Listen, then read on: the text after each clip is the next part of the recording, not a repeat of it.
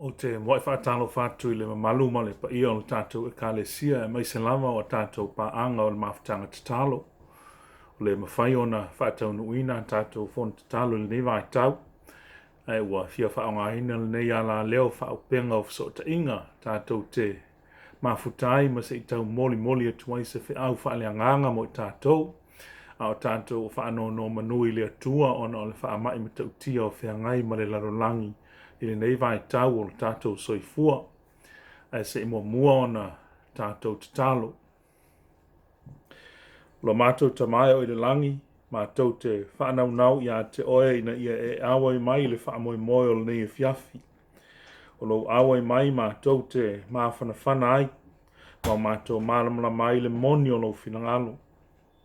Au mai lo sosia ma lo tamau ainga Faaleagaga, mātou te whaasoa ina ai lau tuspa ia. Ina ia mawhai ai o nao mātou manino le le ia te oe ma lo silisili ese. E ala ia Yesu lo mātou whaola. Amene. Wa filifilia le tusi whaitau le nia fiafi mai le whaasina manga o tusi whaitau aso. Ma o le tusi filifilia ia o le yopu o lo na mata au pue fitu. A o le whai upe wha se ia whaangata mai le whai upe sfulu mal fitu. Whapea no na whaitawina. A o ta oto o na o whapea lea. Po o a whea o te tūlai atu ai ma mawai atu le pō. Wa o ina wa o le mapu le wheliu le wai. Wa lilo ia lo tino I tunga. Wa to ai le ele ele. Wa ilinga noa lo upau ma ua to e sua. Wa sili ona tele vavave o waso I le si a le langa ie. Wa foi wa noa ma se whaamoi moe. Ia e manatua o le matangi lava lo uola. E le toi loa e o mata se mea le lei. E le toi wa ai mai a te au mata o le sa I loa ina. Wa e sila mai a te au o na le ai leo au. Wa ta apele au wa mawai atu e whaapea le walu ifo I li tunga mau. E le toi alu wae o ia. E le toi foi mai o ia I lona fale. E le toi loa o ia I le mea sa iai o ia. O le mea lea o te le ta ofi ai lo ngutu. O te tautala I le puapua ngā o lo wanganga. O te tangi atu I le te ngā o lo loto. O le sami e a au po o se tānimo. Wa e tō fia mai ai se leo I a te a. A au whaapea o lo moenga e whaama whanawhana I nā iau. O lo tautonga e whaama I nā I lo tangi. Ona e whaafefe mai ai lea I a te au I miti. Wa e whaamatautia fo I au I mea e whaali mai. O le au te manao ai ina ia mole o au. E tele lo manao I le oti. Ai titi o ne iwi. O te ino I ai o te le fiola pea. Wa tuu mai pea ia o au. A wā ua whaatau waalava o waso. Sa ea le tangata e te whaasili ai o ia. Ma e manatu mai ai I a te ia. Whamanuia mai le atua I le tātou whaitau whaanongolongo I lana fionga pa ia. Ma ia tū mau mailo na nganga e whaamalamalama. Ma ia tū mau watu I a te ia lona lava vi inga. Nei ma se ia o I le whaamavau e whaamavau lava. Amene.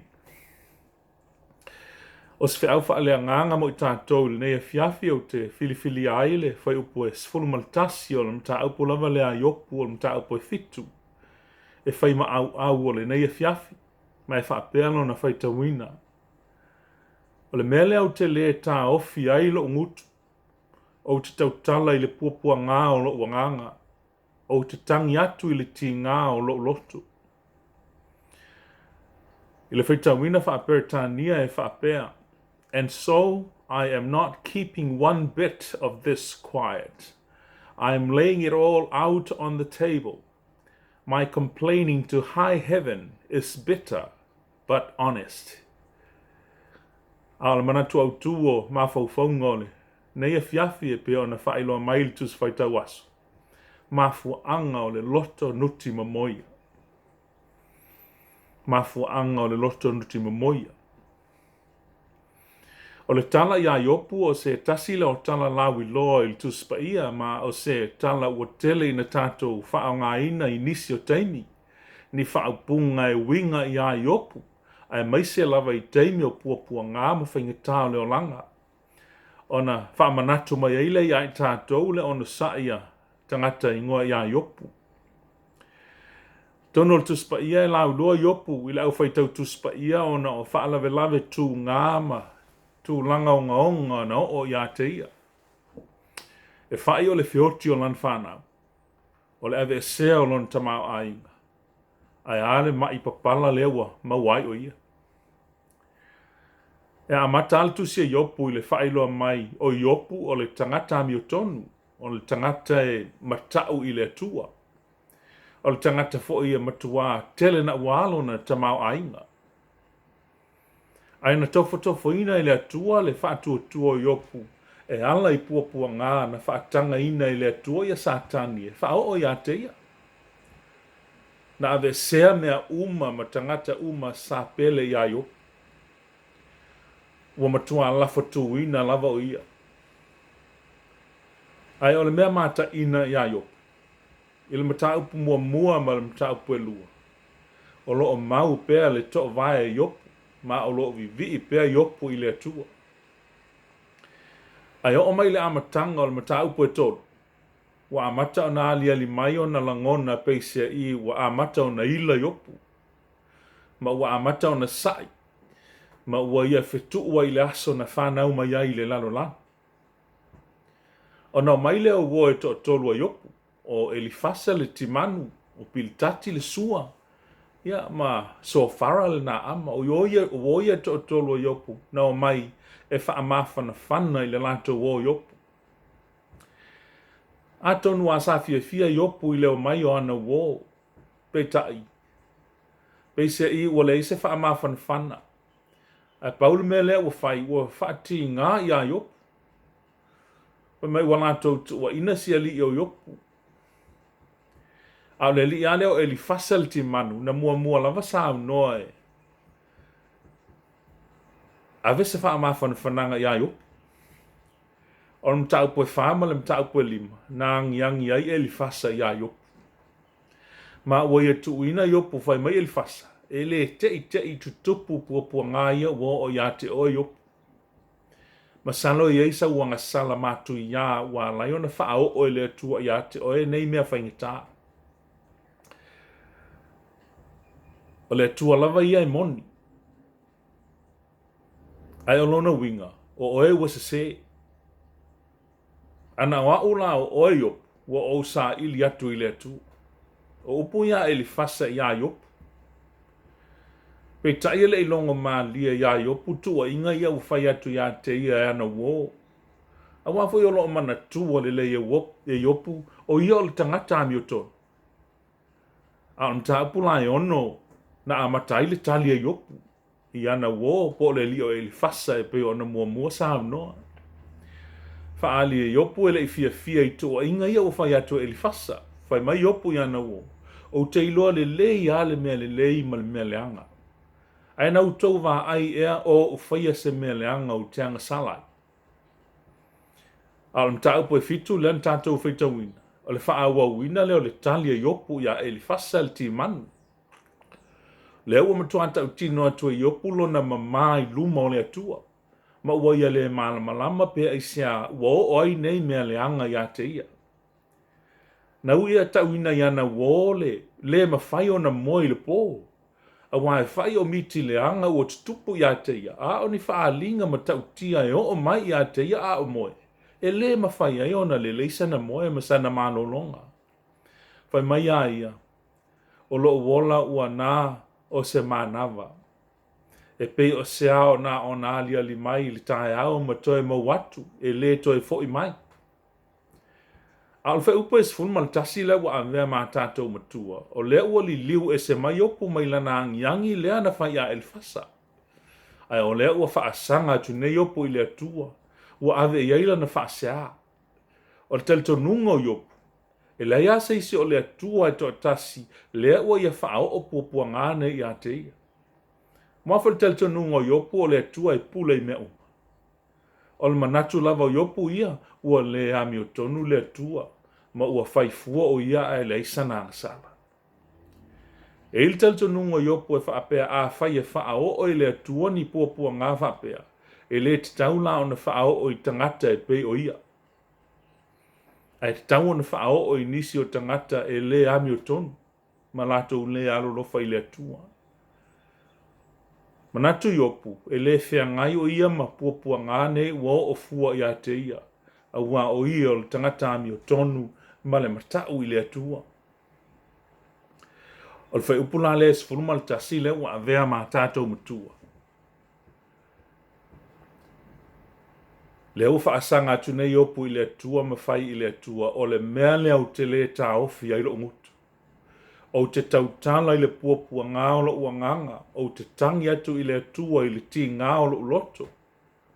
Whaapela na whaitawina i le whaperetania, and so I'm not keeping this quiet. I'm laying it all out on the table. My complaining to high heaven is bitter but honest.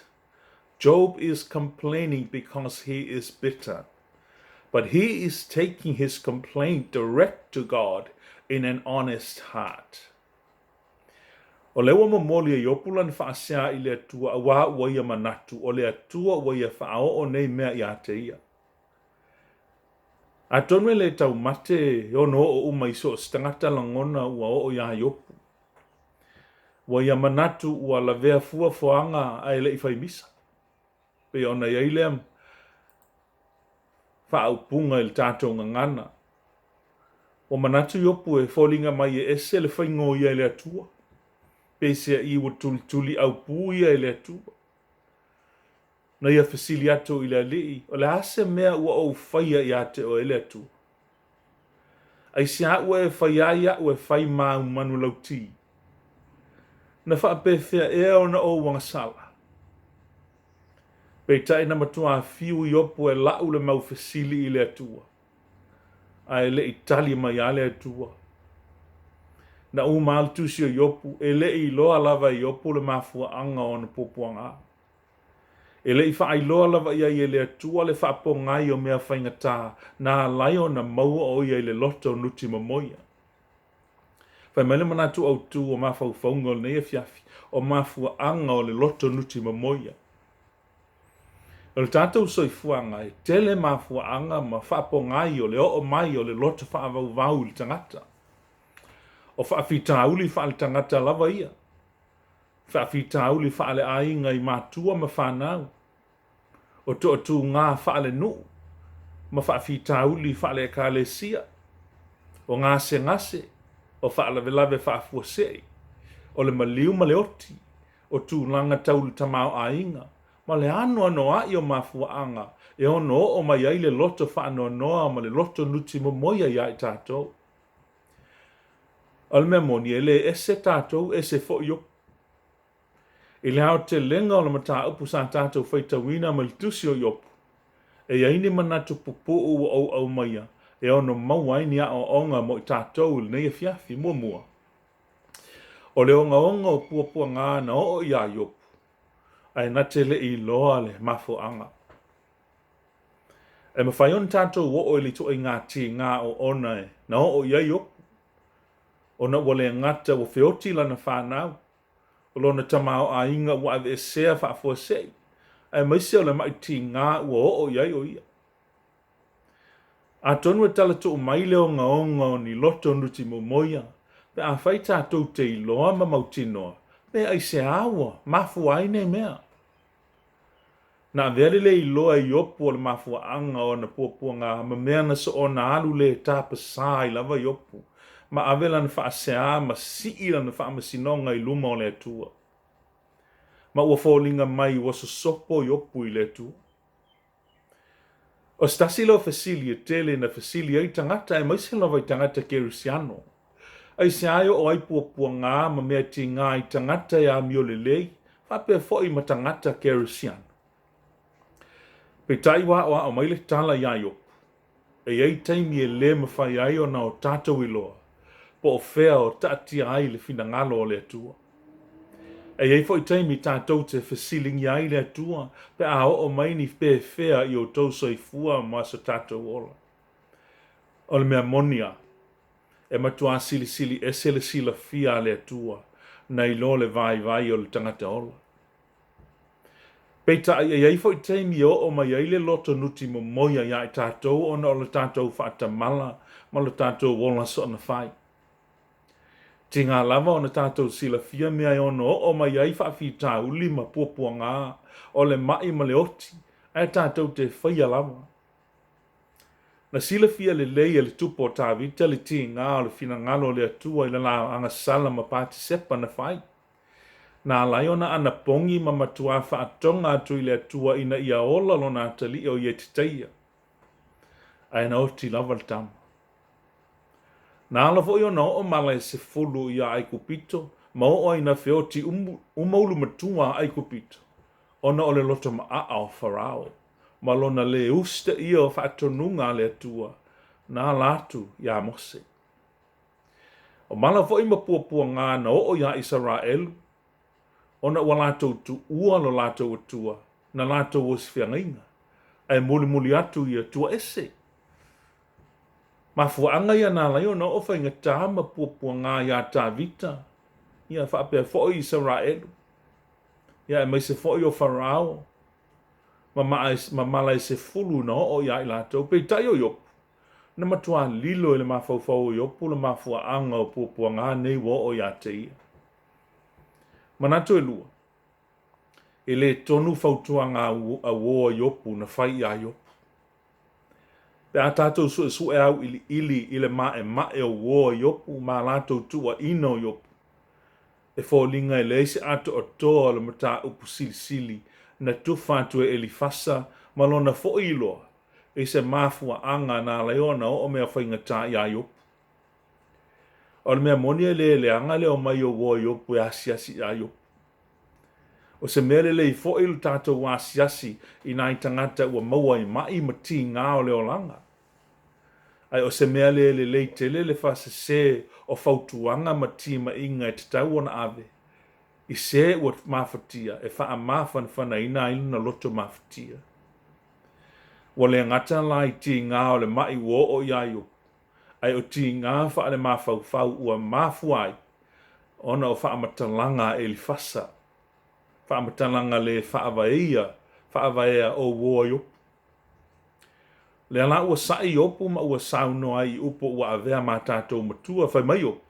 O le mea leo te le tā ofi ai lo ngutu. O te tautala i le puapua ngā o lo wanganga. O te tangi atu i le langi i le ti ngā o lo loto. O mai opu nta i le whaupes fulma le lua o le tusi lava le nei. O le sami e a au po o se tānimu.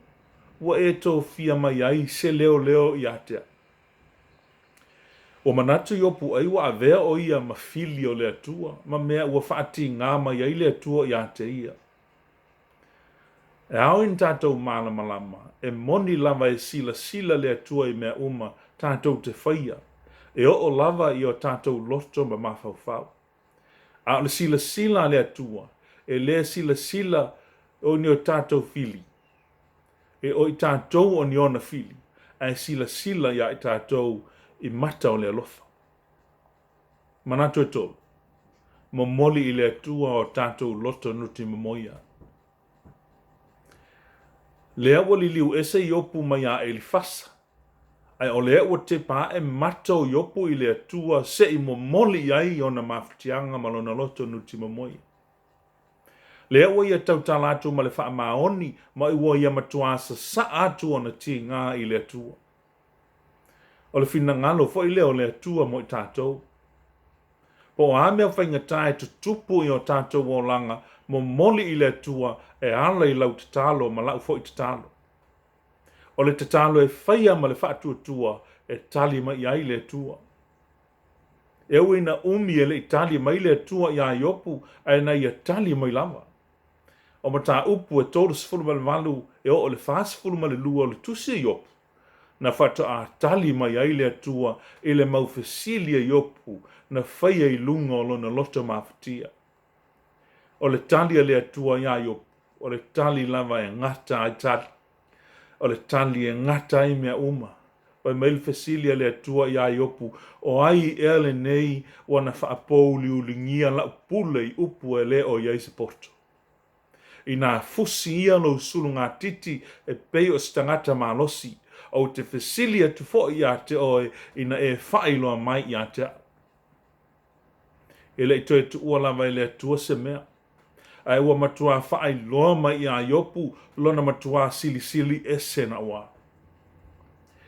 O le tali lava e matua whaamalia ina ai so se tu ai ngā fesili, po o ni le mautinoa i o tātou Mafaufauga. Manatu e wha. Pea o tātou mana malama ea i mea nei o ta ua o puapua ngā po o Mafutianga. Ao ne ase so o tanga o leanga sala ma Mafutianga e o mai le lalolanga. O le talalava lea ia i opu. Ele o se anga sala i opu nā laio na wha o puapua ngā i a te ia. O le fina ngalo lava o le atua ina ia tofo ina le wha tua i opu. E fōlinga mai a o Mafutianga ia i tātou o lona winga o loo sa ili mai le atua po le ale tu ai ngā malosi o loo iai le tātou whātua i lea taimi ma lea taimi. A whai foi o ni a tātou wanga sala e mafu ai ono tātou o i puapua ngā ma Mafutianga te tele. E fōlinga mai o le tasi leo a wala le atua e whaamanatu mai ai i tātou e ao lava i na tātou salamo ma fo i atu i le atua. O lo tala noa mai le tustala o le tusi le au e Peru e winga i le mea o ta ua o le a o inga, o le discipline. A mai le tustala o le tusi le au e Peru sfulu ma le lua le fai upo e 5 ma le ono. Lo ua tali i a ua le whaatau vaa i lo manatu le a o inga le ali. A ua foi le whaavai vai pe a o ina o e ia. A wa o le ua lo fangia i le ali, wa o a iatu o ia i a te ia. Wa sasa ina foi e ia, a tali uma wa talia e ia. E a o ai maile atua o na olona alofa ina ia tātou salamo ma foi atu i a te ia. E fōlinga mai foi e le ato toa le malamalama o e li fasa i le mata upu sili o mea tau Mafutianga. Manatu e 5. Ono sai le ono sai a yo. O se wha upunga e masani o na o tātou whaia. Tātou te whaatala sua i nisi o taimi. Ai o le aso na winga mo i tātou. O le alo na winga a o le ua sai opu i le tua whai mai o ia ua fioti. O whiala o iai le ona sai lea tātou te mana tuaio. A tonu fo i o langona o mane ia i tātou pe a o ti ngā mātu ia e pei o na o ia i opu. A o sa o onga matua tā ua mo i tātou le au kerisiano. Po o a lava tū langa matui na o iai ti ngā o iopu e le i whaafitia lava iopu lona talitonunga ma lona whaatua i le tua. Job never denounced his faith in God. E umalelei ale tusi o iopu o loo tū mau pea le whaatua iopu i le tua. A tono le winga moni le o le whaapunga o le ono sai a iopu po o ati ngā mawhawhita auli e o le soifuanga o le tangata a walawana i ave e sea le whaatua i le tu. Manatu e ono. Ai ale ono sai a Yesu i ona Mafutianga. O Mafutianga na o ia iopu o se hata tala whea ngai leo Mafutianga na o i le tātou wali o Yesu Keriso na ia tau aveina to atasi lunga o lona sa tauru. Ona o lea, ina ia whai se tongiola mo le tangata ansala. O mai upo le pese pe ona whaamawina le tusia Paulo le ekalesia i Filipi, lona mata upu e lua, o ono e o sful maltasi e whaapea. O le sa winga whaatasi ma le atua, e le i manatu o ia se mea i o mau lon tūlanga tutusa ma le atua. A ua sa atu o ia e ia lava, e whai mona le winga o le polonga, i lona whanau mai whaapei o se tangata. A o i loa o ia i ona fōlinga e pei o se tangata, ua whaamaulalo o ia e ia lava. Io e wana ana ua o i na maliu o le maliu lava lea i le sātau. O le mea lava lea ua matua whaaya i nai o ia i le atua. Ma fua i nā tua i a teia o le suafa e sili sili i suafa umalava. Ina ia to o tuli vai umalava i le suafa o Yesu. O i le langi, ma o i le lalo langi, ma o i lalo le lalo langi. Ma ia ta'u atu e laulau faiva umalava o Yesu Keriso o le ali'i lava ia i uai i le vi inga o le atua o le tama.